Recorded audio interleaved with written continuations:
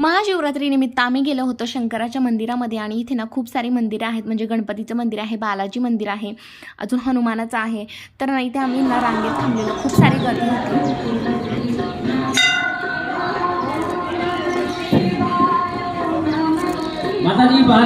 मंदिरातून दर्शन घेऊन आल्यानंतर इथे मला फराळाचं बनवायचं होतं. तर इथे बटाट्याचा केस पापड मी तळून घेतले आणि इथे मस्त साबुदाणा खिचडी, कुणाकोणाला साबुदाणा खिचडी आवडते मला नक्की सांगा. इथे रस्सा पण बनवलेला आणि मस्त हिरव्या मिरच्या फ्राय बनवलेल्या.